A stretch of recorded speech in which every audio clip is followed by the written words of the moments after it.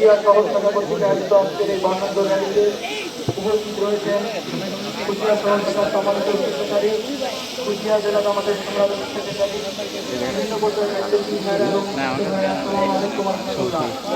আপনারা ভালো আছেন তো? আলহামদুলিল্লাহ।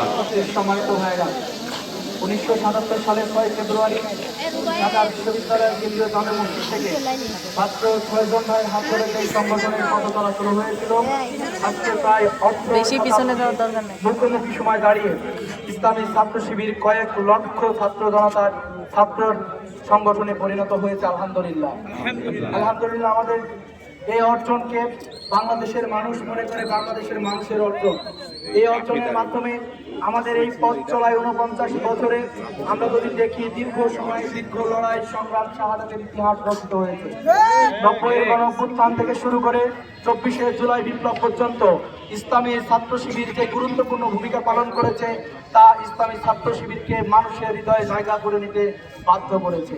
সম্মানিত উপস্থিতি, আজকে বাংলাদেশের এক যুগ সন্ধিক্ষণে আমরা দাঁড়িয়ে আছি। আর মাত্র কয়েকদিন পর নির্বাচন। এই নির্বাচনে মানুষ মনে করে বাংলাদেশ ইসলামী ছাত্র শিবির 2001 সালের মতোই গুরুত্বপূর্ণ ভূমিকা পালন করে বাংলাদেশের শহীদদের রক্তকে ধারণ করে শহীদ পরিবারকে তাদের হৃদয় লালন করে ইসলামী ছাত্র শিবির আগামী নির্বাচনে গুরুত্বপূর্ণ ভূমিকা পালন করবেন ইনশাআল্লাহ।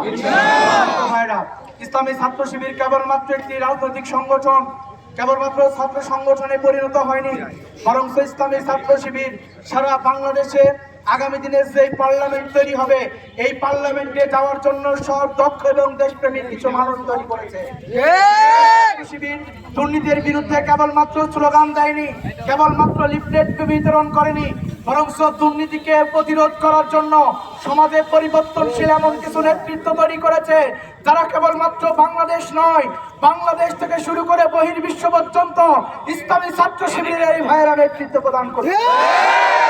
বিশ্বাস করি ইসলামী ছাত্র শিবির অর্ধ শতাব্দীতে এই বাংলাদেশকে পরিবর্তনের জন্য যেভাবে নিরলস পরিশ্রম করে যাচ্ছে, আমরা মনে করি যদি ইসলামী ছাত্র শিবির সুযোগ পায়, এদেশের মানুষ যদি ইসলামী ছাত্র শিবিরকে সেই সুযোগ তৈরি করে, আমরা মনে করি মানুষের হৃদয়ে আমরা যে আস্থা অর্জন করতে পেরেছি, পুরো বাংলাদেশকে দুর্নীতির বিপক্ষে দাঁড়িয়ে বাংলাদেশের মানুষের মৌলিক অধিকার বাস্তবায়ন করার মাধ্যমে আগামী দিনে বাংলাদেশকে দুর্নীতি মুক্ত, চাঁদাবাজ মুক্ত এবং শিক্ষিত এবং আধুনিক বাংলাদেশে পরিণত করবে। ইসলামী ছাত্র শিবিরের ভাইদের বলতে চাই, কেবলমাত্র রাজনৈতিক স্লোগান নয়, কেবল কোন নেতার জন্য স্লোগান নয়, ইসলামী ছাত্র শিবিরের প্রত্যেকটি কর্মী সর্বপ্রথম আত্মগঠনের জন্য পড়ার টেবিল থেকে শুরু করে বিশ্ববিদ্যালয় পর্যন্ত তারা মেধার স্বাক্ষর দিয়ে এই বাংলাদেশকে পরিবর্তন করবে। আপনারা পারবেন ইনশাআল্লাহ। সম্মানিত ভাইরা, এদেশের মায়েরা, এদেশের বোনেরা, এদেশের আমাদের যুবক ভাইরা, এদেশে আমাদের পিতারা, আমাদের দাদুরা আমাদের দিকে তাকিয়ে আছে।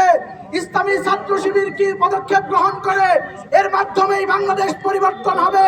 বাংলাদেশের মানুষ বুঝে নিয়েছে যারাই ক্ষমতায় আসে তারা লুটপাট করে, যেই ছাত্র সংগঠন ক্ষমতার আসীন হয় তারাই লুটপাট আর চাঁদাবাজিতে লিপ্ত হয়।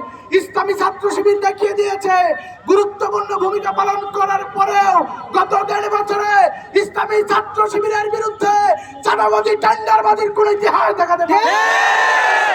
সম্মানিত ভাইরা, পরিশেষে আপনাদেরকে এই র্যালিতে অংশগ্রহণ করার জন্য ধন্যবাদ জানিয়ে, দায়িত্বশীল ভাইদের প্রতি ধন্যবাদ জানিয়ে আমার বক্তব্য শেষ করছি। আসসালামু আলাইকুম ওয়া রাহমাতুল্লাহি ওয়া বারাকাতুহু।